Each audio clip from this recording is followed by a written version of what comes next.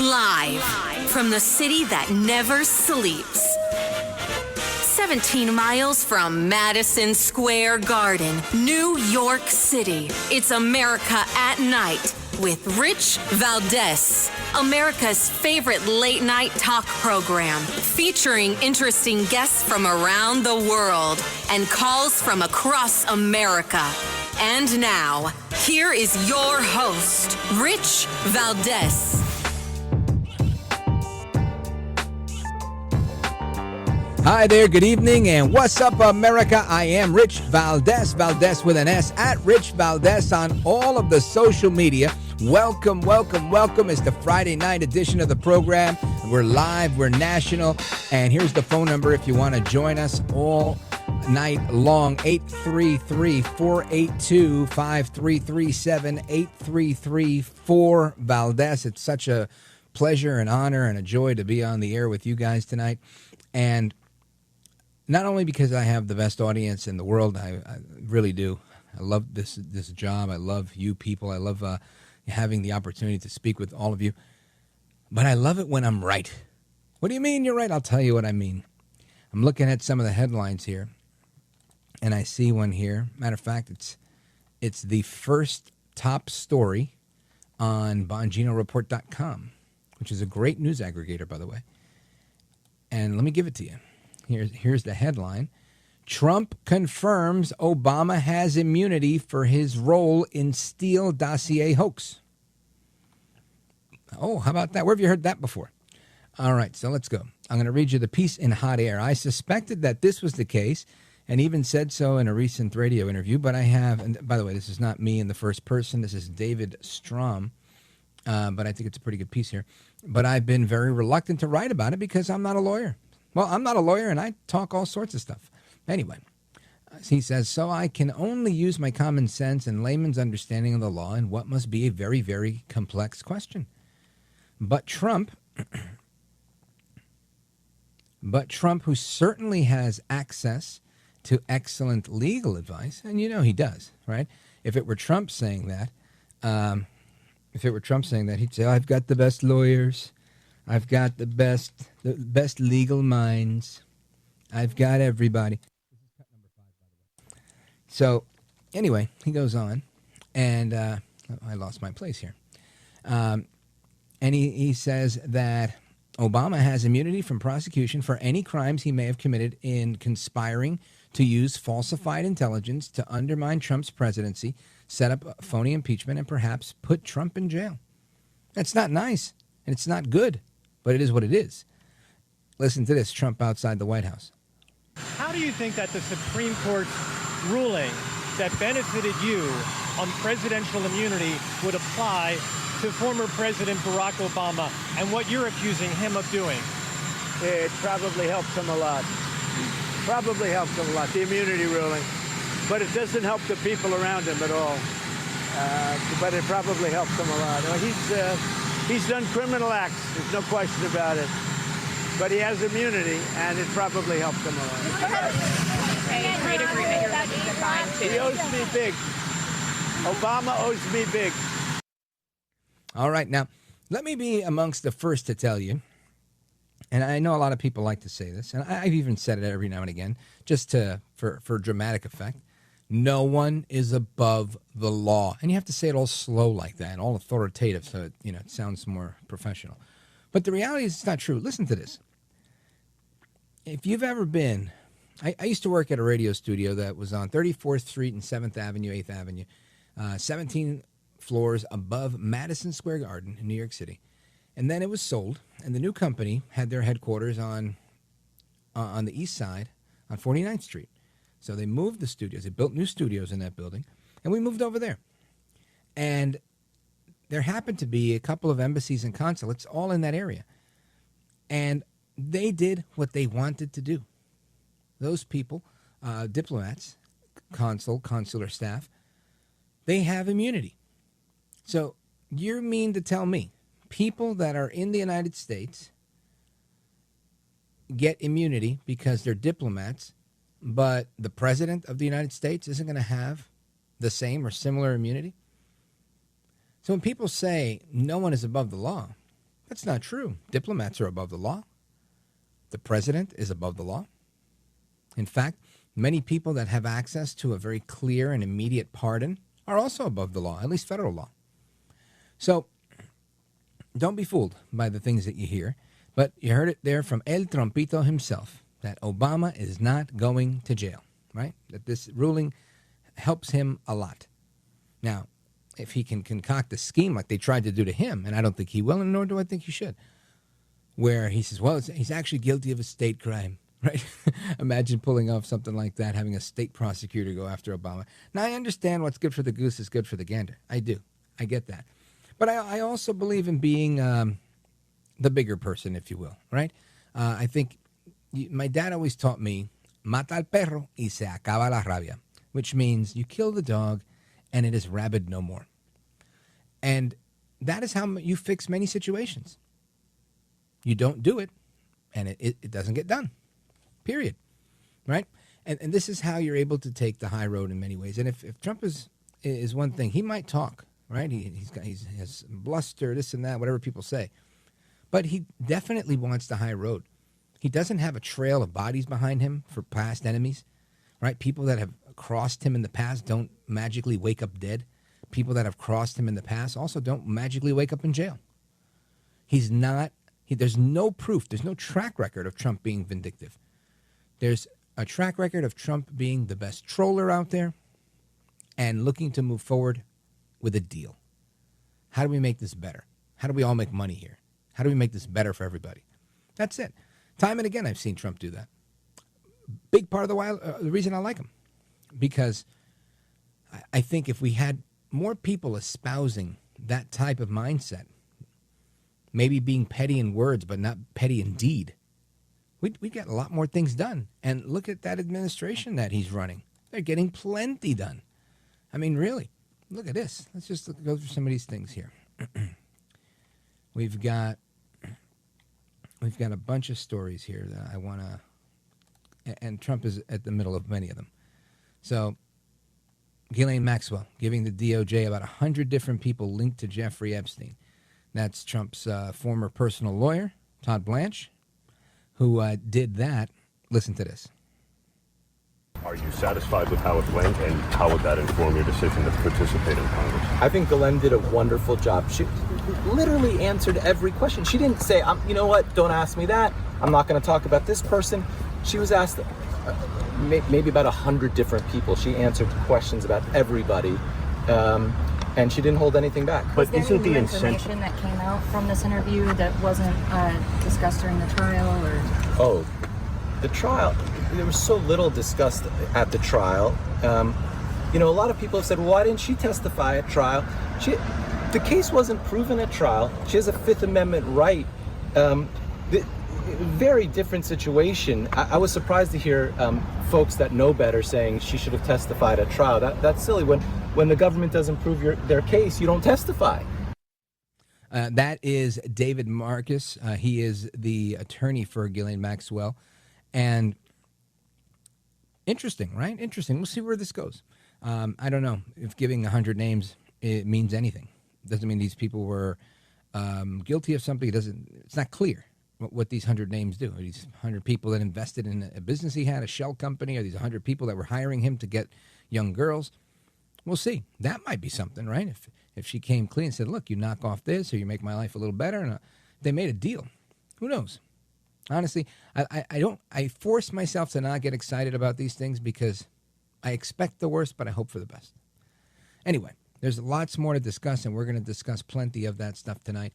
We're going to get into a bunch of different topics, but I also want to talk about good stories, right? There's a story about a kid who was struggling when he was younger, only to grow up to become a CEO, and he's going to join us in a little bit to share a little bit of not only his story, but why certain programs and communities matter, even if the government can't pay for them, and why it's on the shoulders of the government to make sure that I should rephrase, it's on the shoulders of the community to make sure these programs continue and that this care is provided irrespective of whether the government can do it or not. because the government in and of itself doesn't do anything, right? That's just the instrument of we the people. So we're going to talk about that. We're also going to talk about, let's see, how BlackRock, even though they let up a little bit on their green new scam agenda, they continue. There's some new stuff on that we're going to talk about. And, this is a good one. This is a very interesting story from a journalist who's going to join us to tell us about the untold story of the FBI and the Oklahoma City bombing. That's coming not this hour, but in the following hour. So keep it locked right here for that. We got lots to discuss. It's Friday night. Of course, I'm going to do lots of calls with everybody that's out there from one side of the country to the other. Again, the phone number, 833-482-5337, 833-4-Valdés. This is America at Night with Rich Valdés.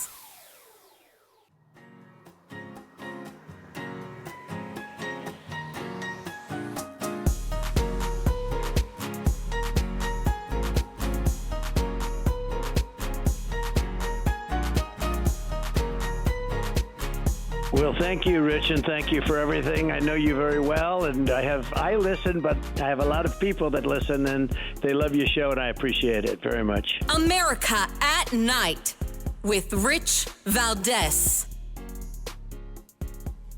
All right, amigos, welcome back. Rich Valdés keeping you company this Friday night. We're live. We're national. You know the phone number, 833-482-5337. And those of you who've listened to this program for a while know that I love a good rags to riches story, right? Because that, to me, is truly the essence of the American dream. And Tony Holland was a young man raised by a single mom in Brunswick, Maryland. And the beginning was humble, but he made his way.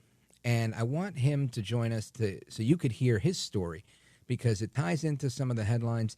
And overall, I think it's just an amazing story. Tony Holland, welcome. How you doing, sir? Appreciate you having me, Rich Valdés, and speaking to your audience today. My pleasure. Well, I want you to take a few minutes and take your time. No need to rush through it. I think it's an awesome story of how you started out as a kid, raised by a single mother in a railroad town like Brunswick, Maryland, and going to college and starting this big insurance empire with thousands of agents across the country, and now serving as CEO of your company, Global Premier Benefits. How did it start? Well, back in the early days, it wasn't easy. I grew up in a single-parent household. My mom was a teenage mom, got pregnant at 17 years old, and never knew my real father until about 9 years ago. So that's a whole nother story in itself. But there were some tough Good thing times. we have time. Thank God for the ancestry DNA test, because that transformed my entire trajectory in life. But my mom did the best she could with what she had, but it was really difficult. She worked sometimes 2 and 3 jobs, had the old Tupperware parties and Mary Kay parties, and worked a regular 9 to 5, but it was tough growing up, and dealt with a lot of bullying and a lot of challenges that most kids shouldn't have to deal with. But I made it happen, and the grace of God, everything turned out pretty well. What was, I guess, the biggest challenge for you guys? Did you have to move around a lot? Did you have some stability as a kid? I witnessed my mom being physically abused by a stepfather when I was about between the ages of 3 and 6 years old. We had to actually go in kind of a quote witness protection kind of thing because it was so horrific. He was a deputy sheriff, so they had kind of immunity in certain regards, but he was very, very, very aggressive, an alcoholic. My mom was like 5 foot tall and maybe 110. He was well over 6 foot 225, and she took a lot of abuse. So we kind of, had to make our way and live with relatives for a while. My grandmother, and then my mom was able to purchase her own home, I think in 1978. But they came with a lot of challenges, and it was very difficult. There was times we didn't have food to eat. There was times that we didn't celebrate Christmas. Sometimes next year we'll do it. Next year we'll do it. So I can remember one Christmas, I went and found a tree Christmas morning that someone already ditched from the that earlier morning from Christmas Day and set it up myself, so we at least had a Christmas tree the rest of the afternoon. Wow. Now, stories like that, I mean, it may sound weird, but they really warm my heart because it doesn't stay that way, right, Tony? It eventually gets better, and that whole we're going to do it tomorrow is really, that's hope. Right. That's right. It was always someday I'll. And I don't want to live on that island, someday I'll. So I made a decision at a young age, and I thank my mom for putting me involved in many sports programs, mainly football, but I ran track, and she kept me involved in a lot of religious programs, vacation Bible school, after-school programs, just making sure I stayed active and out of trouble. Of course, she was a disciplinarian, which is a whole nother topic. I joke about it all the time. Most people say, "Man, I'm a big upper body guy." I mean, people look at me. I look like a power lifter, but I have no butt, Rich. And people say, "What happened to your butt?" I said, "My mom beat it off on me back on 103 Orndorff Drive." So she was a master at the belt. I think she was Zorro in a former lifetime. So, That's great. She was a master at the belt. Yep. So, but disciplinarian. But she kept me involved in sports and after-school programs, kept me involved in church. And I'm great, even though she made a lot of mistakes, especially with men, made a lot of mistakes in raising my brother and I.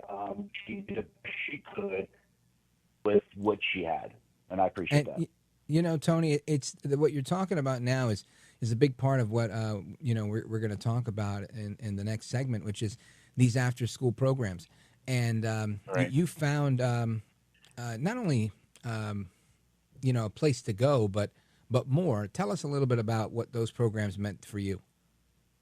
Well, for one, not having a strong male role model in the household, because I never saw that. A lot of the men my mom dated didn't live up to that, I think, expectation we all should exist in a man.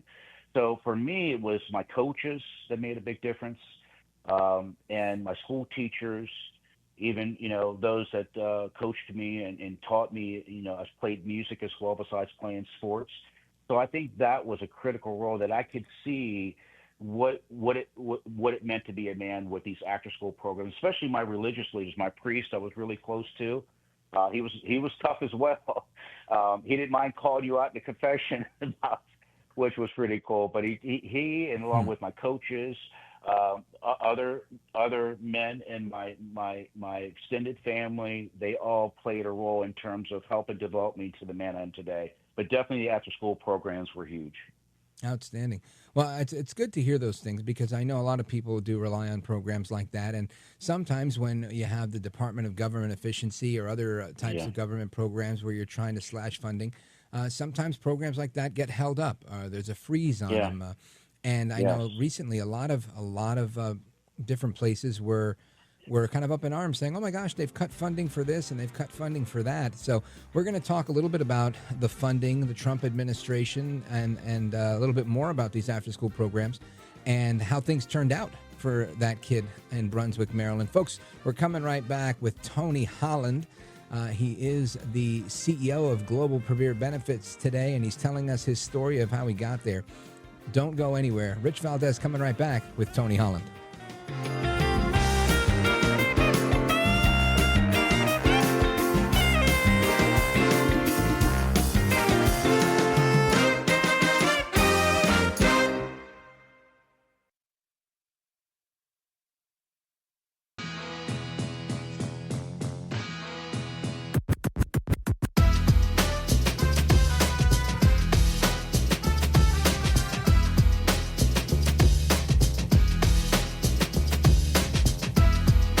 Listen, I like your show. It's the best night show there is. I think you got the best spirit, the best emotions. You're real. You're really a good guy. America at Night with Rich Valdés.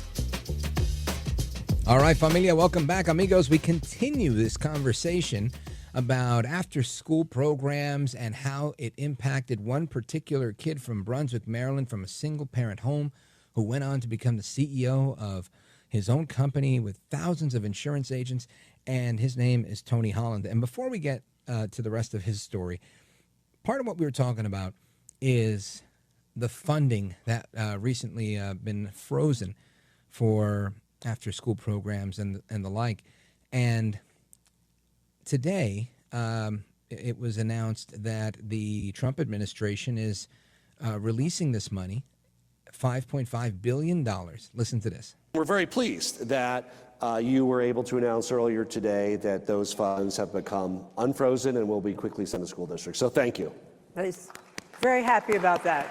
My question is, if you can shed some light on how we can prevent these kinds of communications gaps or discrepancies in the first place, kind of how did this happen? Can you ensure that whatever the federal government is going to do in education, can we ensure that we kind of know it before, right? Because this is the biggest problem with this one is the school year, for many schools, they kind of start July 1st as teachers are coming back like next week. How can we better communicate to make sure this chaos and uncertainty doesn't occur again around funding and that people know things earlier? Well, thank you very much. And it's a pleasure to be here with all of you. I've had the opportunity to meet with several of the governors one-on-one today, and I've enjoyed that very much. So thank you for your warm welcome and your hospitality. No guarantees for me that we'll eliminate all the communication gaps that do happen, but I can say part of it is just the transition aspect. The other aspect was that we took some time in the Office of Management Budget, took some time to really review the title funding, to look at all the programs, et cetera, before they were released. And so they were well satisfied. And so now those funds are going to be going out. I would think now we've reviewed them, looked at that process so that a year from now, we wouldn't find ourselves in the same situation. That, of course, is Secretary of Education of the U.S. Department of Education. That she was also former SBA chief, the chief of the U.S. Small Business Administration, and former president of the WWE, World Wrestling Entertainment. But good news on that front, that the money is on its way. Now, I want to return to this conversation because these programs are important, and I'm not an advocate of the government funding certain things because the government doesn't have its own money. They have our tax dollars. But certain programs are important, and there are problems that need to be solved, and I think that uniquely falls on the shoulders of the community. And I want to get into that a little bit with Tony Holland. Tony Holland, let's take it from there. Yes, sir. And again, thank you for having me. And just it's almost like a miracle, Rick, to even be here. And Rich, I'm sorry to be here. And where I came from, those struggles, where I am today, those after-school programs were essential. Not just building a company, Global for Benefits, but I have a private equity company, 3 AI startups that just got announced as one of the new minority owners of a major sports franchise, which was announced 2 weeks ago. Oh, cool. Which one are you allowed to say? A miracle. I'll go ahead and share it, but it's the Baltimore Orioles out of Baltimore, Maryland. My childhood team growing up. That's cool. One of my neighbors is a huge fan of the Baltimore Orioles. Yes. So that was a total shock to me, and I got to pinch myself every day that I was that kid, watching on the black and white screen TVs with the rabbit ears and the aluminum foil on the end, so we can get a better reception. Now I'm one of the minority owners, along with Kyle Ripken, Kurt Schmoke, and Grant Hill, amongst others. How cool is that? Well, listen, congratulations on that. Thank you. And I'm not a huge baseball person, but if you want to give me free tickets, I'll take them because it's always a good time at the ball game. You can set me owner's suite, my friend. Go ahead. Oh, it sounds good. Sounds like a lot of fun. Now, I really do. I love this story, and I didn't even know all that stuff. But that's just like icing on the cake of how you were able to participate in something like that. And my perspective, and if yours is different, it's okay if you disagree, but my perspective on things like that is if you or me or anybody else benefited from anything when they were coming up, it's kind of incumbent upon us to make sure that we continue to help others in those areas. And it's great that you've invested in all of those things. Do you have any, plans to or current involvement in working with after-school programs, any nonprofits, anything like that? I've been doing that for most of my life. Not only have I contributed to several different companies, but my biggest investment, number one, was into my own household. I'm celebrating my 27th year anniversary tonight, in fact. But I made sure wow. I was. Congratulations. Yeah, 27 years. I invested heavily into my community. I wanted to give back what was given to me. I had probably a wake-up call 20 years ago. And it's like, God has truly blessed me. And I'm like, what can I do to give back? So I got involved in coaching sports, mentoring, doing after-school programs myself. I started several sports programs at the youth level. So I think we have a duty as business leaders like myself, entrepreneurs who have been blessed like myself with success, have the responsibility to invest locally, whether it's funding, mentorship, facilities. I believe the private sector can fill the gaps of the federal government. We just can't, in my belief, rely on just Washington, D.C. to bridge those gaps in terms of raising our communities. Yeah, and you know what? And that's, to me, the most important part, because politics is politics, and eventually politics will do what politics does. It tends to not work, right? It tends to create conflict. Things happen, funds get frozen, budgets get cut, and these problems continue to need support. Well, yes, and Rick and I say this. Let's look at who it affects. These kids didn't choose their mom and dad. Okay, we can't help who our mother and father was. I didn't help I had no control of the circumstances I was in. So thank God I had the coaches, I had the pastors, the priests, the teachers, community leaders, and other fathers in the community that were able to step in to guide me in the right direction. Because I think the average is about $2,000 that we invest a year into a kid's after-school programs. And by the way, Rick, your audience needs to hear this. 15 million kids go home to an empty household. Would we rather pay $2,000 while they're young, every year growing up, or later down the road it's $32,000 to keep them in the prison system? Which one is a better investment?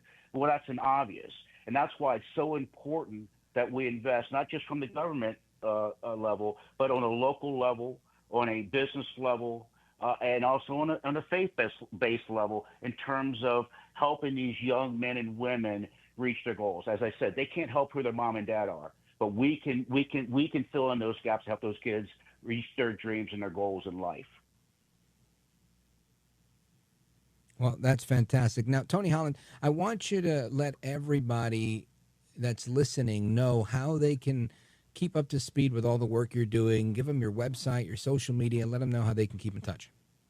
Well, I'm big on Instagram, which has been a very amazing platform. They can go to the Tony Holland on Instagram. Also, globalpremierbenefits.com. We have a great YouTube channel. I do a lot of coaching in regards to entrepreneurship, but also tools to help average people achieve their goals and dreams in life. So I really, Rick, I just pay it forward which was given to me, and I've been very blessed. I'm living out my dreams. I just want to help other people do the same. Folks, check out Mr. Holland at Global Premier Benefits. Sir, I want to thank you for being here. Godspeed to you. Keep doing what you're doing. Thank you, Rick. Appreciate you. God bless. Thank you for having me, sir. You bet. Take care. And amigos, we continue more on the American dream and everything that's going on straight ahead. This is America at Night with Rich Valdés. Call now, 833-4-VALDÉS. That's 833-482-5337. 833-4-VALDÉS. That's Valdés with an S.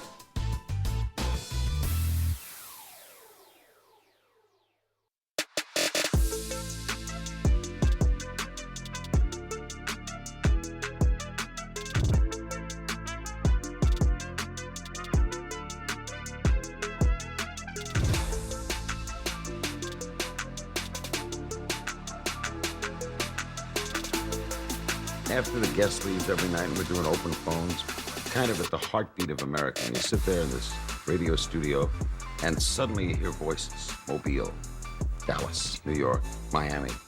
And there's kind of a conglomeration of America, all in one room. All right, that is the eternal Larry King. We always honor his legacy here, as we do the late, great Jim Bohannon. Of course, if you want to join us on Open Phones across America, Open Phone America is, here's the number, 833-482-5337, 833-4-Valdés. And I say it all the time, but it's worthy of repeating. This is a tradition on this program that predates me by a bunch. As a matter of fact, it started Open Phone America the year I was born, 1978, with Larry King. Then his newsman became host of the show, Jim Bohannon. And Jimbo did it for another 3 decades as he masterfully held it down on the airwaves. And it's truly an honor, a joy, it's a pleasure to do it with you guys, to be able to continue that tradition each and every night. So I welcome your calls, 833-482-5337. And just so you know, for a talk radio guy, you know, most hosts, they don't like sharing their time, right? It was new for me when I took over this program to do these longer format interviews, keeping the guest for more than 5 or 6 minutes, which was the norm for me. Working in New York, people have, it's like everybody has ADHD, and you know, you do 5 minutes with a guest and you're like, all right, I'm good, thank you, it's back to me talking. and I think most radio hosts feel the same way. You know, they're kind of very protective of their audience, and if the guest or the caller is, you know, rambling or being repetitious, right? If you said something, you know, I remember Bob Grant. I'm going to go a little tangent here before I get to the calls. Bob Grant was a big radio host in New York, legend in my opinion. And I remember Grant would say on the air, he would tell the callers, he would say, listen, when I hear things like, so like I said, he said, when you hear the words, so like I said, it's time for me to hang up on you. If you said it already, yeah, you're just wasting time. You're wasting precious airtime. He was so blunt and so honest. And this is why I think so many radio hosts today are so curt, right? So brief, so to the point. Not everybody is as generous as I am in allowing people to be repetitious, to stutter, to do all sorts of things, and you know, to spew their hatred sometimes. I do it, and it's probably to my own detriment. And occasionally I try to tighten it up. I used to be a lot more aggressive, but the problem is sometimes I want to hear how much crazy they can put out there. And then once they've gone far enough, I say, all right, look, I think not only have you had me 35 seconds ago, but now I think you got the rest of the audience thinking, hurry up and get this guy off the air. So I do try to be generous with time, but I understand that airtime is precious. So that being said, let me pipe down and start taking some calls. Let's see. Let's go to Idaho. My man Pablo. Go right ahead, brother.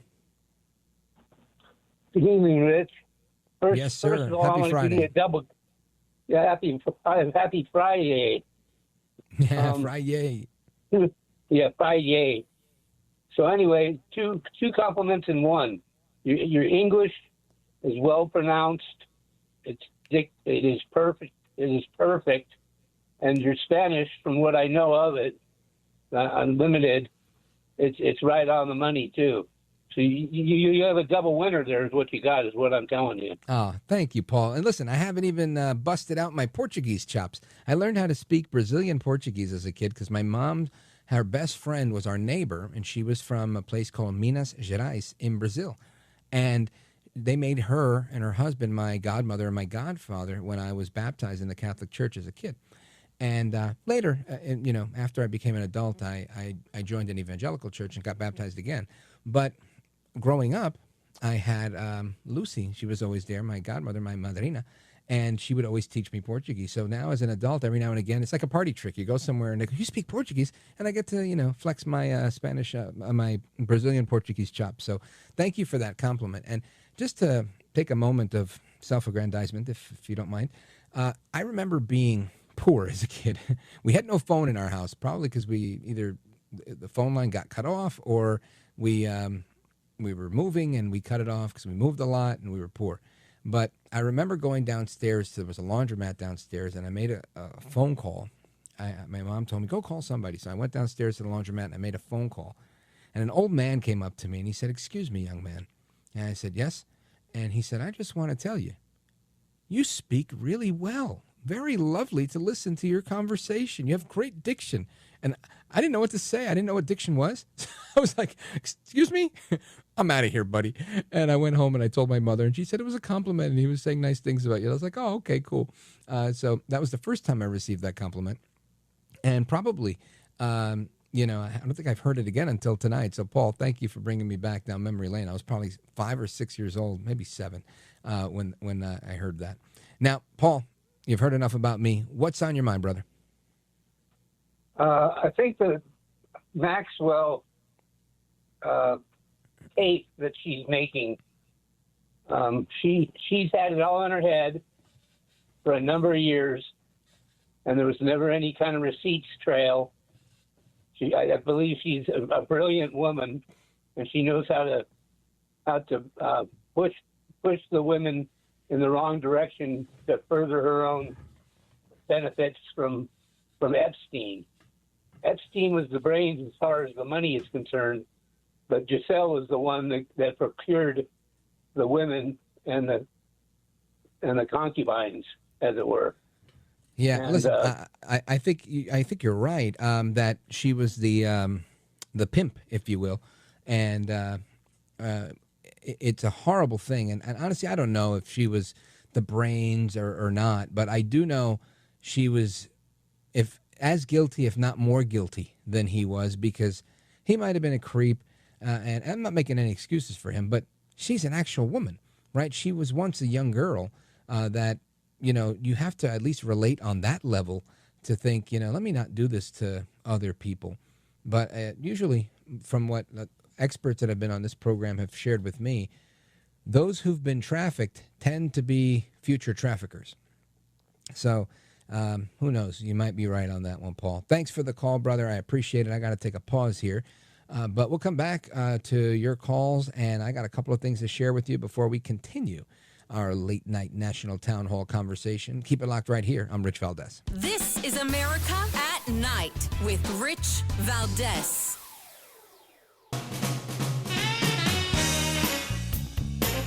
All right, amigos, welcome back. Rich Valdés keeping you company this Friday night. And plenty of things to discuss tonight. We're going to get into a number of things in a little bit, not the least of which is going to be what BlackRock, this huge financial organization that owns everything, right? They own a piece of everything. They own banks, they own funds, they own property. They have so much power. We're going to talk about what they kind of rolled back their whole, what they were involved in with what's the word I'm looking for? Social environment, governance. What do they call that again? Anyway, that stupid program, they rolled that back, but they're still going at it with the Green New Deal stuff. So we're going to talk about that. We're also going to get into this stuff about the Oklahoma bombing. But before I do all of that, I wanted to get into this one thing here. We may not have time to play that audio, but there's a clip of audio I did want to play for you, and we'll eventually get to it. But it's about how we move, and myself, guilty as charged, how quickly we move on from the fact that there are a bunch of kids that were in HHS, Health and Human Services custody, that are throughout this country, we believe, 300,000 of them that they couldn't keep tabs on, and they don't know where they're at.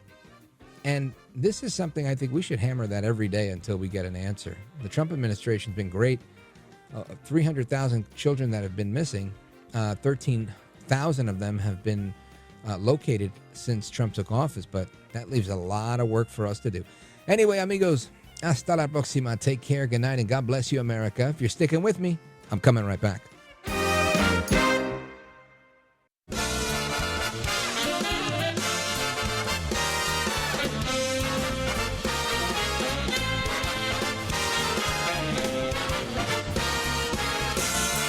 Live from the city that never sleeps.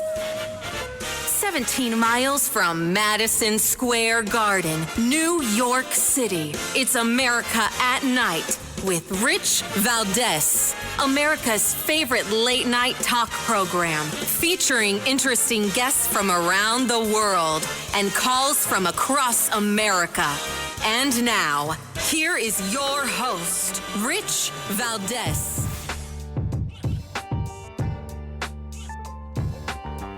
Hi there, good evening, and what's up, America? It's Rich Valdés. I'm back at it again.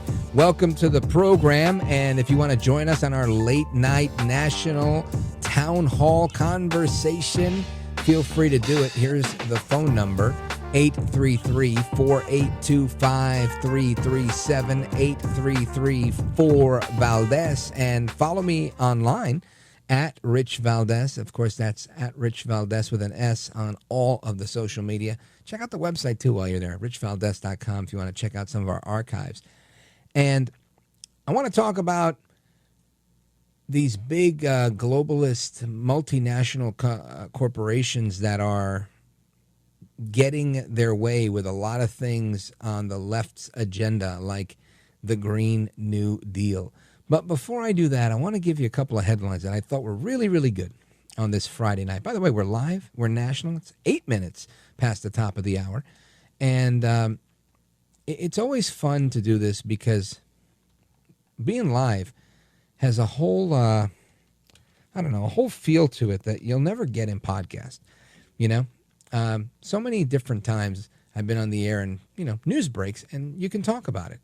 And I love that you can do that, right? I really do. It's better than Twitter, right? It's better than a tweet taking, legs and doing what it does, because you're connected with so many people in so many different places. And I don't know, for whatever reason, maybe it's my ADHD, but that is such a fascinating concept for me, and one that I don't lose sight of, and one that I'm grateful for. But there's a story I want to share with you. One American News is reporting this. Appeals court rules in favor of Mike Lindell. You know Mike Lindell, the MyPillow guy. He's all over TV. They've reversed a $5 million award in the election fraud challenge.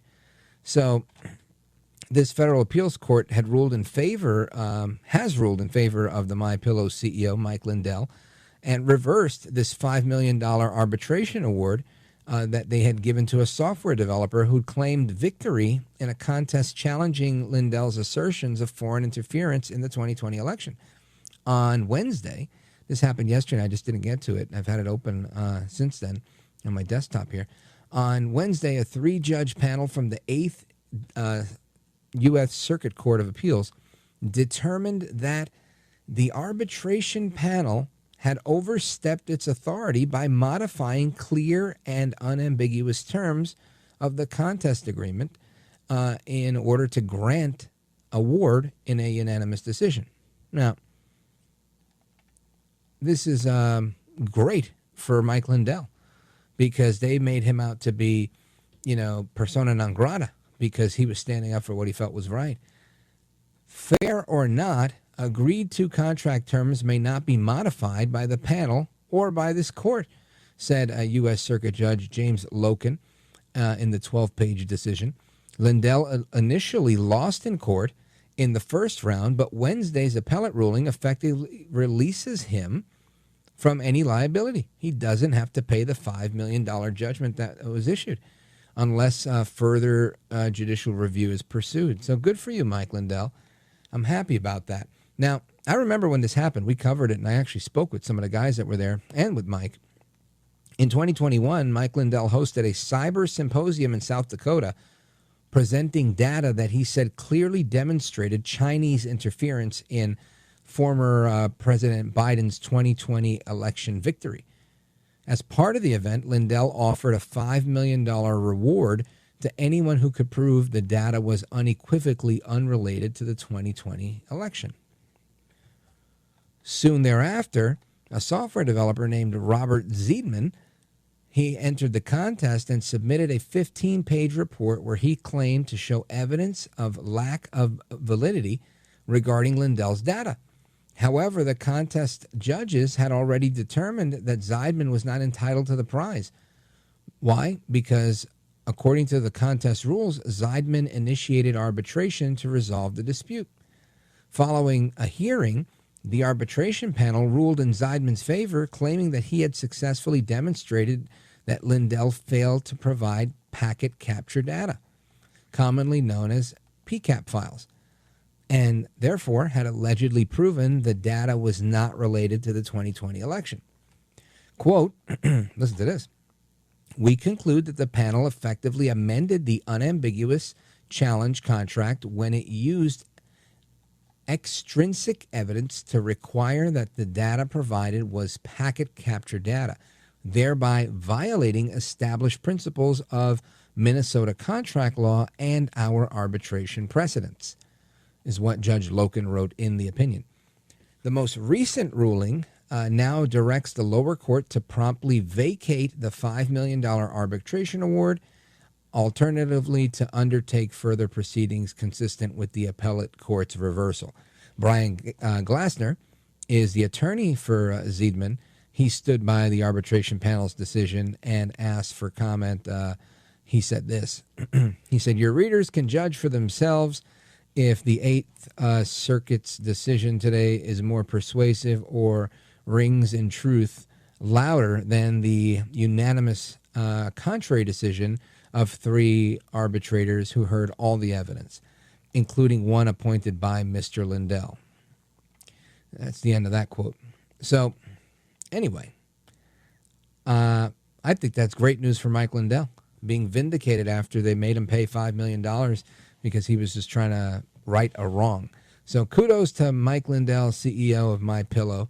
And yesterday we had a conversation with Councilwoman Vicky Palladino, a personal friend and a friend of the program, and someone who is just, professionally speaking, an amazing citywide legislator. She really is. She's a great councilwoman.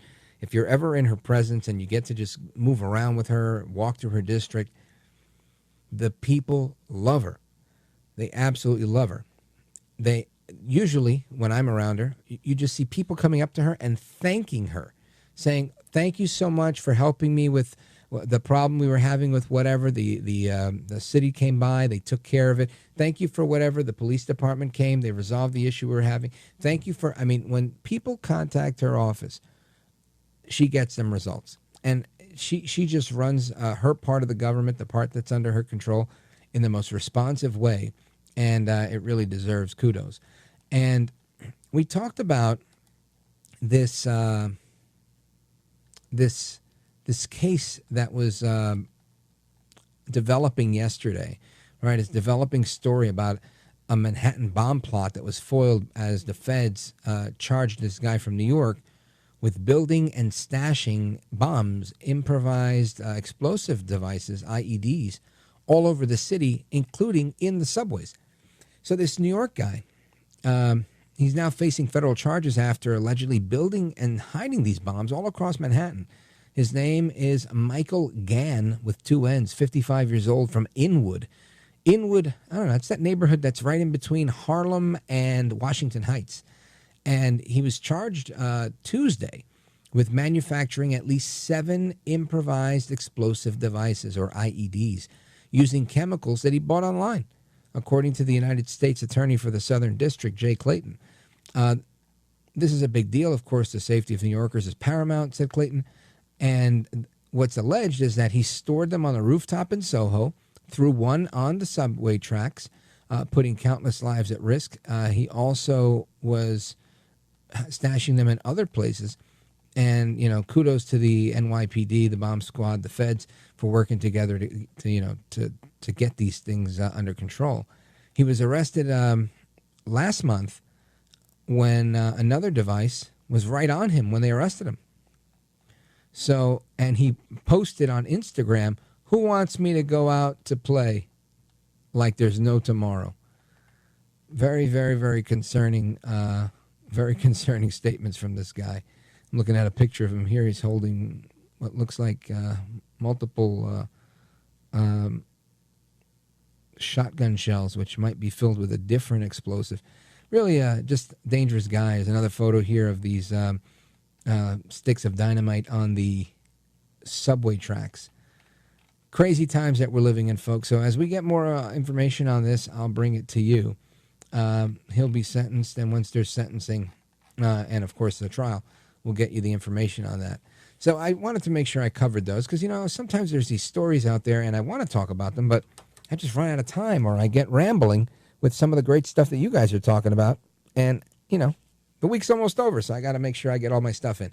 Now, I want to talk about this Green New Deal stuff. I want to get your thoughts on it as well. We're going to open up the phone lines for calls, 833-482-5337. As soon as we have a good discussion with our guest, we're scheduled to speak with Will Hild. He is the executive director, I believe, of a great organization. It's called Consumers Research. And he's been with us before. He always breaks it down like very few others do. He knows exactly what's going on. And we're going to talk to him about what BlackRock is doing now. Don't go anywhere. This is America at Night with Rich Valdés. So they have not blah, blah, blah, blah, blah, blah. You got the scoop with what's going on. And they're always up to something. I want to bring somebody on that Larry Fink himself, the head of BlackRock, has said this guy is an extremist. And we've got that extremist with us tonight. Will Hild is executive director of Consumers Research, and he's with us now. Will, welcome back. All right. I guess we don't have Will. Right? Anybody want to tell me if we have Will or not? Can somebody talk? All right. I don't think we have Will. In my ear, they keep saying, we have Will, but yet Will is not talking. So what we're going to do is we're going to locate. Well, just, Will, if you're here, talk. Yep. Say words. I'm with you now. Yep, all right, there we go. All right, so we're talking about BlackRock and what they're up to. I know a couple of, the last time we spoke, they had kind of scaled back some of what they were doing, but not all, right? It seems that they're still up to no good. Tell us what's going on. That's exactly right. And so what BlackRock has been trying to do is tamp down their activities and then run to the right and say, hey, we've given it all up. Can we be friends again now? But they haven't given all of it up. And in fact, they're still voting for some of the most crazy, extremist shareholder proposals this shareholder season. So forcing companies to achieve net zero, so-called net zero standards, which is going to raise costs for consumers. And so we put out a report basically helping conservatives understand, don't believe BlackRock talking out of both sides of their mouth.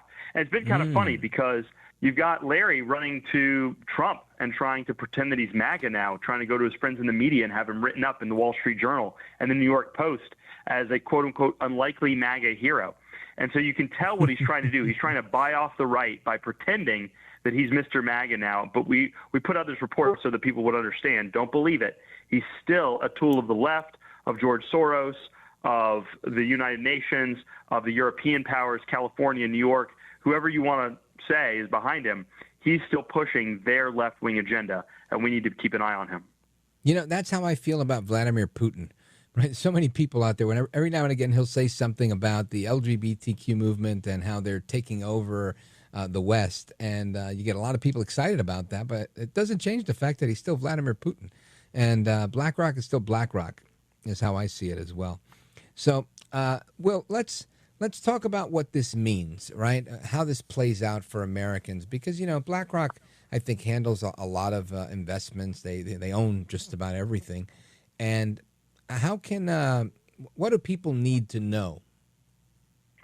That is a great question. And part of the reason we put out this report is because a number of states, almost 24, have passed laws that say, listen, if you're going to have an express policy of punishing the core industries in our states, the way BlackRock has had a policy of attacking agriculture, fossil fuels, manufacturing, then we're not going to do business with you as a state. You're within your First Amendment rights to do business in the state, meaning, have it private customers. But when the state is the customer, why would we want to do a business with somebody that's trying to destroy our state? And Texas is one of those. And so they had, up until recently, put BlackRock on a black list, saying we won't do business with you. But as their lame duck treasurer headed out the door, he scratched them off the list. I won't speculate on what may have led to that, but let's just say BlackRock has a lot of money and he has a lot of ways to help people. So one of the reasons we put out this report is to help Texans understand that despite the fact that they were betrayed by Comptroller Hager as he left his role, they need to keep an eye on BlackRock and understand that they have not stopped punishing the core industries that support the Texas economy, and they haven't stopped punishing the core industries that help all the economies across the country. So we don't want BlackRock to run away with this false narrative that they have stopped pushing net zero, that they have stopped pushing a harmful social agenda, and that they have stopped punishing companies. Like, let me give you one example. They voted for a shareholder proposal last year at Denny's that asked them not only to hit net zero themselves, but to push net zero across their entire supply chain. What that means, and what should be so alarming to your listeners, is that means that BlackRock is trying to use the corporations where it's the largest shareholder, like Denny's, like Cracker Barrel, like Jack in the Box, like Wingstop, to push net zero even to companies that aren't publicly traded, to mom and pop farms that supply these companies, to the retailers that supply all the knickknacks on the Cracker Barrel wall. It's trying to say that if you want to do business with Cracker Barrel, you've got to hit net zero, which is a way for BlackRock to control the entire U.S. economy. So it's important that those folks contact their elected representatives and say, listen, don't let BlackRock off the hook. They may be pretending to be MAGA, pretending to be right-wing now, but we know it's a lie because you can look at not what they're saying, but what they're doing. Folks, we're on with Will Hild from Consumers Research. And Will, one of the areas that they've done an about-face, I would say, is, they were always pro-bank, but they were kind of anti-crypto. But Joseph Shalom, who was one of their executives, kind of championed this crypto adoption with the United States government, and the Trump administration's been ushering that in. And I think that's welcomed by a lot of people in MAGA, and I want to talk about that. He just left BlackRock. I want to get your thoughts on what that might mean moving forward. So, folks, we're coming right back with Will Hild, Executive Director of Consumers Research, and me, Rich Valdés. Plus, your calls are coming up right after this. 833-482-5337, 833-4-VALDES. We're coming right back.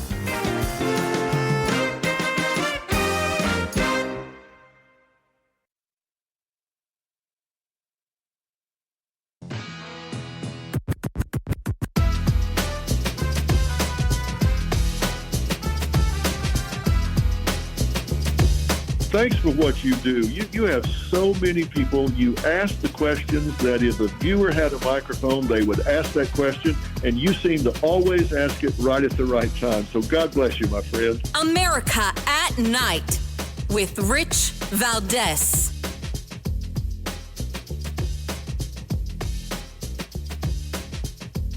Welcome back. And as we were talking right before the break, we're talking about BlackRock, and there's a lot of talk about BlackRock finally jumping on board the crypto bandwagon, what they fought so vociferously up until. And I look at it like you can't beat them, join them. It's coming anyway, so let's try and get ahead of this. But I don't know. Maybe I'm wrong on that. That's why I want to talk to the pro. Will Hild is here, Executive Director of Consumers Research, and again, earned himself the title of being called an extremist, quote unquote, by the BlackRock CEO himself, Larry Fink. Will Hild, welcome back. And what's your thought, your take on how BlackRock executive Joseph Shalom, he led the way with a lot of this crypto business. He just jumped ship at BlackRock, but it seems like an interesting about face. Your thoughts? No, I think you nailed it right on the head. I think that what happened was BlackRock sees crypto, sees Bitcoin especially, as a threat to their power, and initially slimed it with every, attack. And let's just back book. up. I want people to understand why. Why would crypto be a threat to their power? Because BlackRock is in the business of centralized legacy finance. They are all about running a toll booth where you basically have to give them control in order to hold the important assets you need to secure your future and your retirement. And so crypto they lose that power. assaults that. Exactly, right? Exactly. But I think what they realized, to your point, very accurate, is that ultimately Bitcoin was coming anyway. And so I think they flipped when they realized that, and they said, you know what, we better at least get in the game now so that we have a piece of it. And they've done a pretty good job, I'm sorry to say. They control about 3% of all Bitcoin in total, and there's even really more than that once you subtract some of the big wallets that don't seem to be active, like the original founder Satoshi Nakamoto, who's never touched his wallet. Most people assume that those coins are never going to be in circulation. So it's even higher than 3% now once you account for that. So BlackRock has become a major player and holder of Bitcoin. Now, granted, it's technically not their Bitcoin. People have given them money in order to hold it for them. But that's part of one of the things that's supposed to be great about Bitcoin is you don't need somebody else to hold your assets the way BlackRock does. You're supposed to hold it yourself. So that's kind of the ironic thing about people buying Bitcoin through BlackRock is they're giving control back to this guy Larry Fink when really they could hold it in their own wallet at home. So I agree with you. I think that what happened was they realized it was coming. It's still a threat to their business, but they hope by owning a lot of it, they'll control it. Yeah. Now, this executive, he's often credited as being the co-CEO of BlackRock, Shalom, and he left and he went to a new company, SharpLink Gaming Company.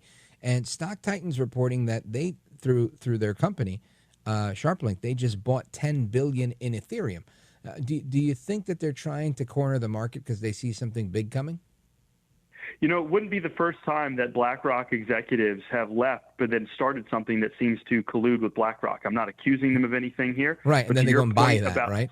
Or acquire it? Right, but exactly. Well, like, for example, when they were pushing ESG, or, they still are pushing ESG, but when they were really, really pushing it a few years ago, some BlackRock executives got involved with a activist fund called Engine Number One. It bought a small slice of Exxon, just enough to put a slate of new directors. And that, were full of radical environmentalists that wanted to push Exxon to get out of the business of oil and gas recovery and discovery, which is one, the way it makes its money, but two, vitally important for our country's economy and national security. And it wasn't Engine Number One that got three of those directors over the line. They owned less than 0.02% of the outstanding shares of that company. It was BlackRock and a bunch of their big asset manager buddies that got three of those radical environmentalists on the board of directors of Exxon. So, but those were former BlackRock executives who had left and gone to Engine Number One. So it wouldn't be the first time that BlackRock has deployed, shall we say, former quote-unquote BlackRock staff to get involved with something that then colludes with the mothership. But again, I'm not accusing them of anything directly, but you asked me to speculate on what might be occurring, and that could be what's going on here. Right. Yeah, no, it makes all the sense. And I remember that whole Engine One thing. That was a very big deal. And as I remember it, and I could be wrong, but they did it more than once. And this is how they kind of got everybody on board with ESG when it kind of was counterintuitive for a lot of people. They used this leverage that they had through so many partners because their web is so big. Because like I said earlier, I feel like they own almost everything. They're able to influence things in so many different ways. It's true, and they've hoovered up state, local, and even federal pension funds so that it's not their money they're deploying. They are holding assets as a steward for the general public. So if any state you're in, BlackRock probably manages a large portion of your state's assets, and that's the money that they use to push radical left-wing policies across corporate America. I would go a step farther. The thing that they did to Exxon was basically setting down a marker to the rest of corporate America and basically saying, if you don't go along with it, look what we did to Exxon. We'll come do this to you. And so they got a lot of, say in how corporate America run without having to replace that many directors because people were afraid of what would happen to them. Now, I'm glad to say that, they've lost a significant amount of influence as there's been such a groundswell pushback in a number of states. I don't want to leave people with a feeling of total disempowerment or that there's nothing we can do against BlackRock. BlackRock sits on a house of cards. All of their power comes from us. And as soon as we start pushing back, or I should say continuing to push back, as long as we keep the pressure on, this whole thing will fall apart and is falling apart. They are greatly reduced from their high watermark of power back 2-3 years ago when they placed those boards of directors members on Exxon. Fascinating stuff. I'm wondering if I feel like we're in the middle of a shift, an ideological shift in our country where, and this ideological shift is not coming from the top down, it's coming from the bottom up. I feel like people are tired of corporatism. People are tired of big government, of Marxist leaning politicians telling them what to do, and there's been a departure of that And I'm hoping, right? This is me speculating and being positive here. I feel like we're little by little loosening the death grip of the left on the American psyche as a whole. And as we do that, I'm wondering if BlackRock wants to get in front of that, if you would speculate on that, and maybe allow some pro-MAGA, pro-America, pro-real capitalists to come into their little world.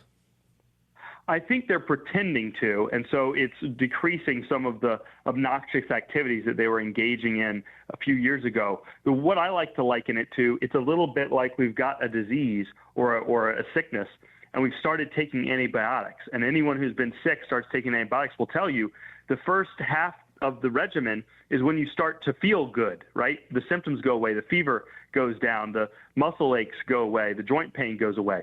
But if you don't finish your antibiotics, you've still got the disease. You've still got that infection, and you need to finish the rest of it, even when it seems like the symptoms are gone and you're all better. That's a little bit how it feels like now in the first 6-7 months of the Trump administration. A lot of corporate America is keeping their heads low. A lot of corporate America is trying to hide their DEI programs and their net zero nonsense, because they know that it's not a good time to be doing that. And they're waiting to see, is this something they can ride out and they can be back as strong as they were pushing left-wing agenda 3-4 years ago? Or are we going to take the rest of our antibiotics and we're going to finally cleanse this infectious disease? And that's what I'm hoping your listeners will understand tonight, is they focus on this stuff. We can't let our boot off the neck of BlackRock and out of the far left in corporate America, because they will come back as soon as they get an opportunity. Yeah, I'm with you there. I'm with you there because I agree. I think if you turn your back, you turn a blind eye on the hard left and their infiltration of big money companies like BlackRock, that is literally the Chinese economy, right? I feel like that's how they have their control, and we're just a few steps from having that type of economy where you have this billionaire class and then a bunch of oppressed people. But for America and the Constitution, that's what's in the way. And it felt like the last 4 years, like we were getting further and further away from that. I don't know if I'm being extreme, but your thoughts? No, I don't think you're being extreme at all. And a lot of the stuff that when we first started messaging and helping people understand sounded like conspiracy theory, like the World Economic Forum saying that you would in the future own nothing and be happy, or that you were going to eat bugs. I know that used to be a joke. People would make it sound like that was Alex Jones or something like that. But they put it on their website. And if you look at the net zero agenda, for listeners who don't know what that is, that means pushing every portion of our economy to have zero carbon emissions by 2050. And that may sound like a good idea, but that would absolutely destroy our standard of living. There is no technology in existence that will allow us to have the standard of living we have today, or anything close to it, that is net zero. And yet these big asset managers, these Wall Street elites, these global elites are pushing it down our throats. Every time we get a chance to vote for it, we vote against it. And yet they tried to go to the markets using our own money, our own state's pension dollars, our own federal government's pension dollars, to push it down our throats. Because like you said, it's not really about environmentalism. If they cared about environmentalism, they would care about a lot of things other than net zero. But what they really care about is having an excuse to impoverish the rest of us while they live like kings. It's about power over us. They would rather all of us be poorer, but they be in charge, than all of us be richer and all of us have our rights. So I know that sounds extreme, and Larry Fink has called me an extremist, but I'm an extremist for consumer value. I'm an extremist for our standard of living here in this country and our rights and our liberties. And so I'm going to keep pushing, and Consumers Research is going to keep pushing back. And I hope that your listeners will understand we need to keep doing that together. We've done an incredible job over the last 4 or 5 years. People calling, their elected officials saying they wanted something done about ESG, and BlackRock has made a world of difference. And if we keep on it, we will kill this thing. Will Hild, that's all the time we've got. But, man, you guys have done a great job. Keep up the good work. Folks, give them a follow online. And, of course, check out the website, consumerresearch.org, consumerresearch.org. Will, you're a gentleman, a scholar, and a patriot. I want to thank you for being here, sir. Thanks so much for having me. Always love coming on. You bet, brother. God bless. Amigos, your thoughts, your calls, your reactions, and so much more when we take your calls straight ahead. This is America at Night with Rich Valdés. Call now, 833 Valdés. That's 833-482-5337. 833-4Valdés. That's Valdés with an S.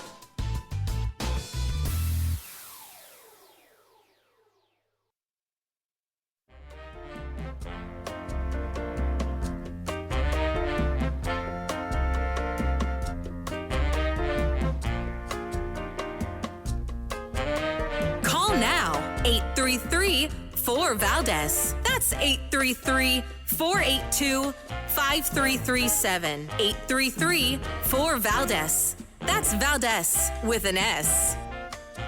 All right, to the phones we go. I want to go to Stephen calling us from Atlanta, Georgia, radio station WGKA. Go right ahead. Thanks for taking my call, Valdés. Yes, sir. So, ESG, environmental social governance. Yeah, BlackRock. And there's another one, a big one. I forget their name. But, yeah, I don't like that. I don't like it at all. But the free market has a way of correcting these things. And voters voting in their states and their state legislatures to vote in people like DeSantis down in Florida, who stopped all that crap down there, right? And I want to tell you the good side of ESG, what they're doing, BlackRock, right? So I live in Lawrenceville, Georgia. I'm a plumber. I make less than $100,000 a year. I've never made over $100,000. And I rent a house. It's $2,200 a month. And this entire neighborhood I bought, I started renting it when it was a brand new house. The entire neighborhood was rented out. A mile down the road, an entire neighborhood was just built, probably with BlackRock.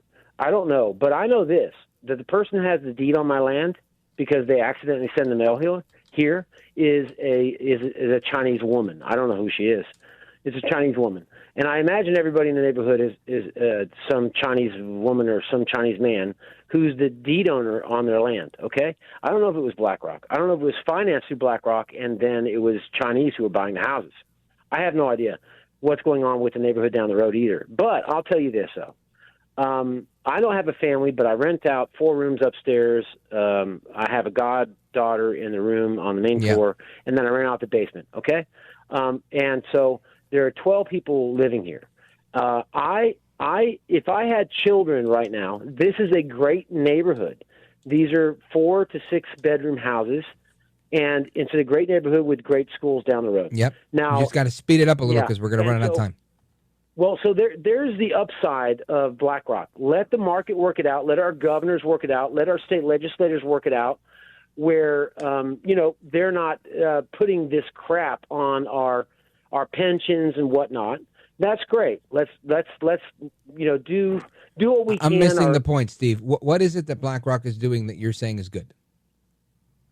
Oh, so I live in a nice neighborhood, and the reason BlackRock owns your neighborhood. I'm just connect the dots for me. I'm just saying, probably. But what is it that you know definitively? The IRS thinks I owe them $225,000. And I'll never be able to, unless I'm able to pay out $50,000 cash to lawyers, I'll never be able to fight them. It is totally bogus what the IRS thinks I owe them. I would not be able to. Steve, hold on. You're going too fast for me, brother. Forget the IRS. You're telling me the upside of BlackRock is what? They rent out. They buy these entire neighborhoods that they're able to rent out to people who can't buy houses, who have children. Isn't that something that I could do also? Could I do that? Could you do that? Could anybody with money do that? You can't do that. No, you don't have enough money to buy an entire neighborhood. You don't. Why not? And I don't either. Have you heard of a real estate investment trust where I put my money in and then 10 other guys put their money in? Well, my point is we can. Collectively you can. Stop talking for a second. Are you drinking? Listen to me. I don't think you're getting this. The bank owning your neighborhood, which I don't even think is accurate, but there's a lot of distressed assets in the country that nobody owns and nobody wants. So banks are buying those up because they're land banking, and they want to be able to build on those, and they're going to build really nice places. Kind of what Will Hild was talking about before, which is a place that looks like a penthouse, just a really nice place that you'll never own, something that you can rent where they'll get top dollar rent and you'll get top dollar living. because there's been a trend in our country. I don't know if you've seen it, but back in the days, when I was young and I was looking for an apartment above my barbershop or near my barbershop, I ended up getting one right by my barbershop. It was, it was an old place. You had to paint it up, spruce it up. Those are becoming harder to find. It's very difficult in most, at least metropolitan areas, to find an older apartment for less money. Almost everywhere you go, everything has granite or some sort of stone countertop, stainless steel appliances. Everything is nice and new. And these are good things. I'm not saying it's a bad thing. But as that happens, people don't want the dilapidated properties that have a lot of deferred maintenance. So banks are buying them up so they can build more of those in development deals, but they're not necessarily always in the real estate business. Anyway, I get what you're saying. And if you're saying that the fact that anybody that has money provides rental properties for people who choose not to own a home, that's great. Yeah, that's why there's always been this option for people. And I think there's even more of it coming in the future. So anyway, I wish I could spend a little bit more time with you because there's more on that point. But Steve, thank you for the call, brother. I appreciate it. This is America at Night with Rich Valdés.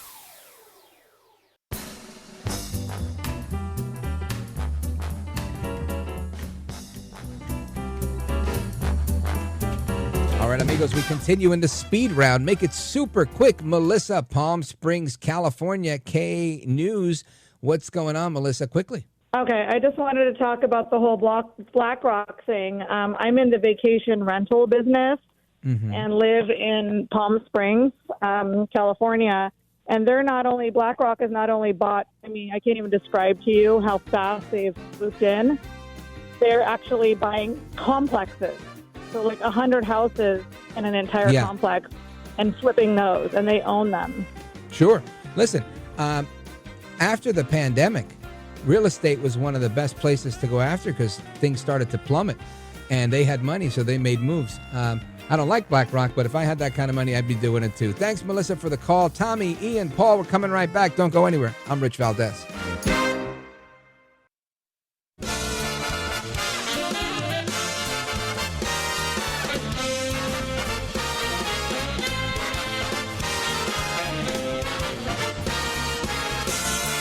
Live from the city that never sleeps.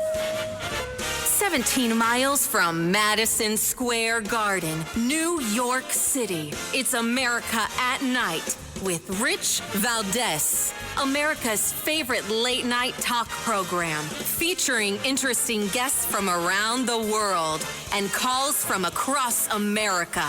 And now, here is your host, Rich Valdés.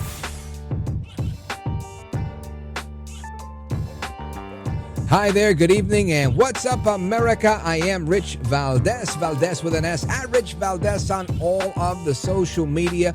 Welcome to the Friday night edition of the program, 7 minutes past the top of the hour. We're live, we're national. Looking forward to continuing our calls with you all. Calls from Pittsburgh, Pennsylvania, Charleston, West Virginia, and more ringing in right now. Here's the phone number, 833-482-5337, 833-4-VALDEZ. And in an effort to hold myself accountable to something I said in a previous hour is I think we need to keep our foot on the gas of this story so that it doesn't fall off the radar. And that is what's going on with these children whose whereabouts are unknown, the 300,000 missing kids. Now, that number's down to 287,000 because 13,000 of them have been located by the federal government since Trump took office. But there's more. Listen to this. We just got information from an HHS official that shows that 13,061 unaccompanied minors have actually been located under the Trump administration. And ICE, we're learning, is also arresting some of the sponsors. 442 sponsors have been arrested for involvement in suspected child abuse or other crimes are being discovered.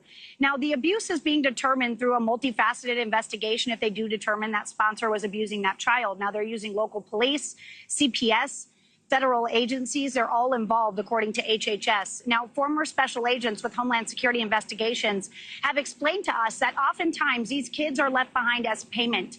The parent is often promised by the cartel members that they will eventually be reunited with their child in the U.S.